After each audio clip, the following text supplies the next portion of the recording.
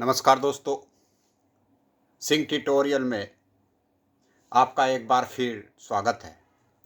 दोस्तों, आज के वीडियो में हम जानेंगे कि भारत की वित्त मंत्री द्वारा 1 फरवरी 2025 को संसद में पेश किए गए बजट में नौकरी पेशा कर्मचारियों को कितनी राहत दी गई है। इस वीडियो में हम यह भी जानेंगे कि वित्तीय वर्ष 2024-25 और आने वाले वित्तीय वर्ष 2025-26 के इनकम टैक्स के स्लैब क्या होंगे और पुरानी टैक्स प्रणाली और इस बजट में घोषित की गई टैक्स प्रणाली में कौन सी टैक्स प्रणाली किस वर्ग के कर्मचारियों के लिए बेहतर होगी।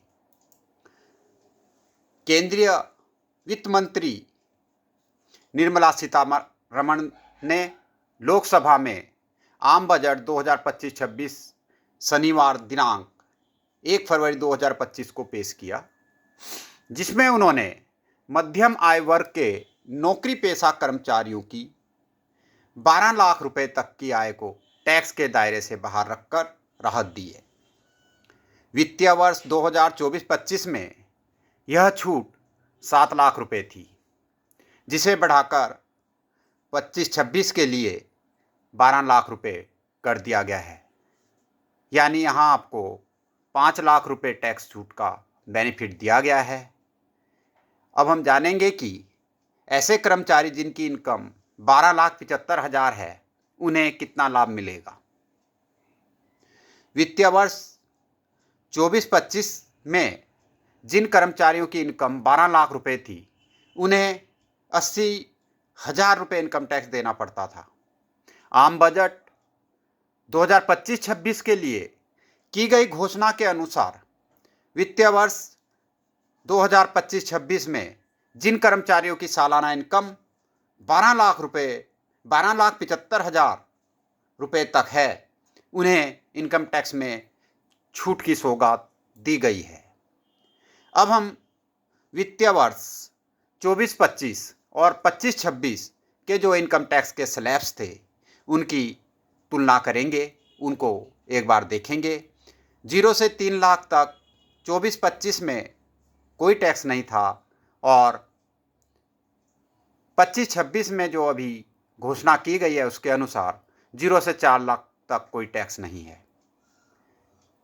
3 लाख 1 से 6 लाख तक 5% था और इस साल जो घोषणा की गई है इस बजट में, उसमें 4 लाख 1 से 8 लाख तक 5% है। 6 लाख से 9 लाख था 10% और यहाँ 8 लाख से 12 लाख पे 10% है। 9 लाख 1 से 12 लाख तक 15% और 12 लाख 1 से 16 लाख तक 15%। 12 लाख 1 से 15 लाख तक 20% और यहाँ 16 लाख 1 से 20 लाख तक 20%। 15 लाख एंड एबव 30% था और यहाँ 20 लाख 1 से 24 लाख तक 25% और 24 लाख 1 से ऊपर 30%। अब इसमें आप अगर कंपैरिजन करेंगे तो इनिशियली 1 लाख, फिर 2 लाख और इसी तरह बढ़ता गया बेनिफिट्स जो मिलने वाले हैं आपको। और इसमें जो टैक्स रेट थे वो 20% के बाद सीधे 30% था। इस वित्तीय वर्ष के लिए जो घोषणा की गई है उसमें 25% का भी स्लैब डाल दिया गया है 20 लाख से 24 लाख इनकम वालों को, कि उनको 25% टैक्स लगेगा। तो इससे भी काफ़ी राहत मिलने की संभावना है। अब हम इसकी विविध आय वर्गों के कर्मचारियों के लिए कुछ गणना करेंगे, कुछ देखेंगे कि कैसे कितना टैक्स किन कर्मचारियों को लगेगा। ऐसे कर्मचारी जिनकी सालाना इनकम 12,75,000 रुपये है या उससे कम है, तो उनको कोई टैक्स नहीं लगेगा वित्तीय वर्ष 25-26 में। और अगर यही इनकम 2024-25 में होती तो कितना टैक्स लगता, उसकी भी हम तुलना करेंगे। सबसे पहले हम देखेंगे कि अगर किसी कर्मचारी की 12,75,000 आय है तो उसे किस तरह से और कितना टैक्स देना होता। स्टैंडर्ड डिडक्शन 12,25,000 में से 75,000 24-25 में भी थी, अभी भी सेम रखी गई है। जो टैक्सेबल इनकम होगी स्टैंडर्ड डिडक्शन के बाद वो 12 लाख दोनों में है। उसके बाद जो इसकी कैलकुलेशन बनेगी 0 से 4 लाख तक दोनों में जीरो, 4 लाख 1 से 8 लाख तक 24-25 में 30,000 टैक्स बनता और 25-26 में 20,000 बनेगा। 8 लाख से 12 लाख तक 50,000 टैक्स बनता 24-25 में और 25-26 में 40,000 बनेगा। टोटल टैक्स अगर 24-25 के हिसाब से देखें तो 80,000 बनता है और 25-26 के हिसाब से देखें तो 60,000 बनता है। अब rebate under section 86A of income tax act, income tax act के तहत इस बजट में छूट दी गई है। तो इस 24-25 में कोई छूट नहीं थी तो 80,000 ही टैक्स देना था, लेकिन इसमें छूट दी गई है 86A के तहत 60,000, तो यहाँ कोई टैक्स नहीं देना है, जीरो टैक्स है आपका। अगर आपकी इनकम 12,75,000 है तो जीरो टैक्स है। तो बेनिफिट्स इसमें आपको 80,000 का हो जाएगा जो कि आपने 24-25 में टैक्स देना था।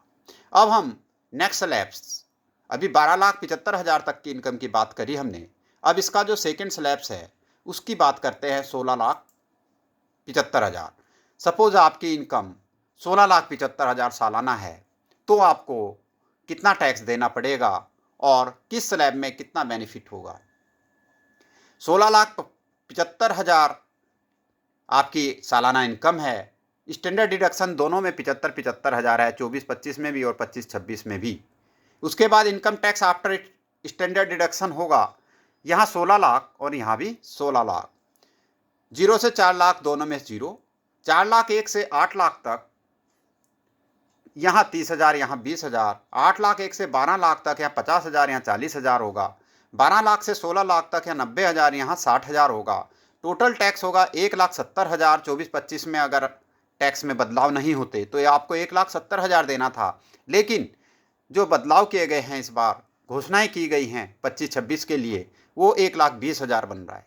लेकिन 12,75,000 से ऊपर कोई भी रिबेट नहीं है अंडर सेक्शन 86A, तो 0-0 आ गया। तो आपको फाइनेंशियल ईयर 24-25 में 1,70,000 टैक्स देना था और आने वाले वित्तीय वर्ष में 1,20,000, तो 50,000 का जो वेरिएशन आया वो आपको बेनिफिट होगा। मतलब अगर आपकी 16,75,000 इनकम है तो इस टैक्स में अगर आप देखें इस फाइनेंशियल ईयर में 25-26 में आपको 50,000 का बेनिफिट होगा।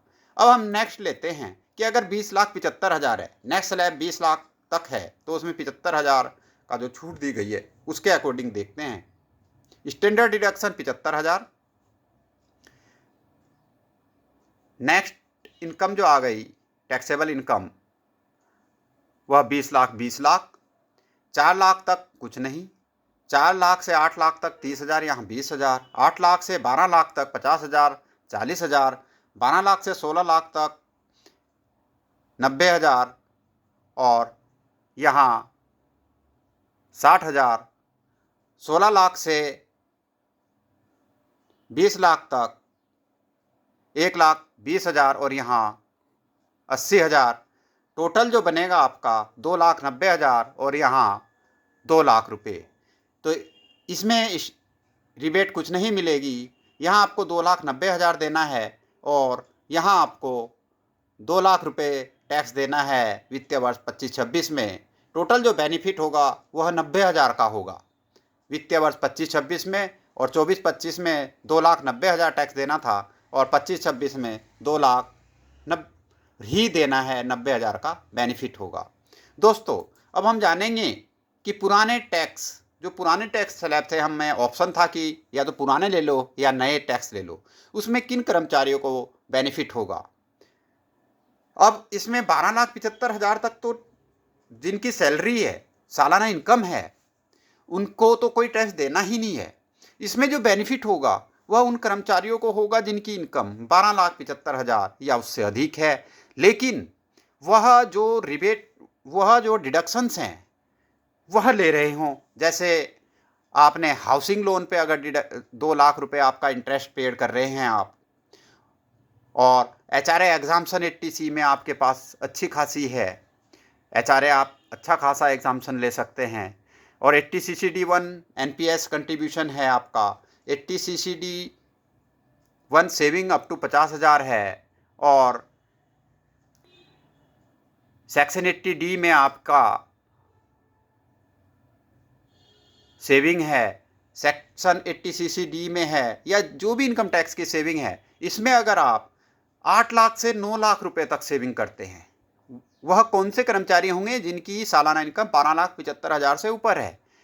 वह अगर इन जो इनकम टैक्स की वेरियस सेक्शन है उसमें 8 लाख से 9 लाख रुपए तक सेविंग करते हैं या डिडक्शन ले लेते हैं, तो उन्हें पुराने टैक्स में बेनिफिट होगा। अदरवाइज उन्हें पुराने टैक्स में कोई बेनिफिट नहीं होगा। उनके लिए नई टैक्स प्रणाली जो अभी घोषणा की गई है 25-26 के लिए, वही बेहतर होगी। अब आप पुराने जो टैक्स के स्लैब थे वह एक बार देख लें कि क्या रिजिम थे।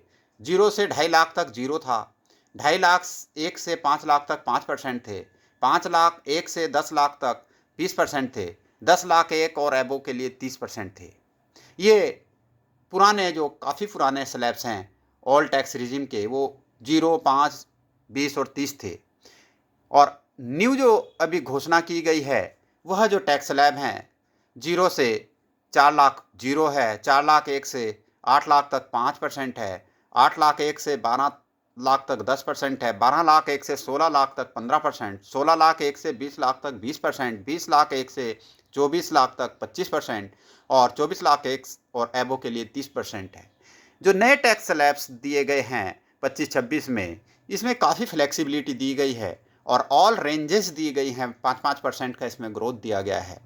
और पुराने टैक्स में आपने देखा होगा 5 के बाद सीधे 20% और फिर 30%, मतलब एकदम आपकी इनकम अगर 5 लाख से ऊपर जाती है और सेविंग नहीं है तो आपको सीधे 20% टैक्स लग रहा था। तो बेहतर यही होगा कि अगर 12,75,000 है तो न्यू टैक्स रिजिम को आप चूज करें 25-26 के लिए फाइनेंशियल ईयर। और अगर आपकी सेविंग डिडक्शंस वगैरह सब कुछ मिला के 9 लाख 8 लाख और 9 लाख 9.5 लाख तक जाती है और आपकी सालाना इनकम 12,75,000 रुपये से अधिक है, तो आप ऑल टैक्स रिजिम को चूज करें। दोस्तों, इस प्रकार आप आयकर में आपके लिए कौन सी टैक्स रिजिम लाभदायक होगी उसका चयन कर इसका लाभ उठा सकते हैं। दोस्तों, मैं अपने चैनल के माध्यम से आपको नई नई जानकारियाँ देता रहूँगा, इसलिए आप मेरे चैनल को सब्सक्राइब कर लें और करने के उपरांत इसे अपने दोस्तों को भी शेयर करें, ताकि वह भी मेरे चैनल के माध्यम से नई नई जानकारियाँ सीखकर इनका लाभ उठा सके। धन्यवाद। जय हिंद, जय भारत।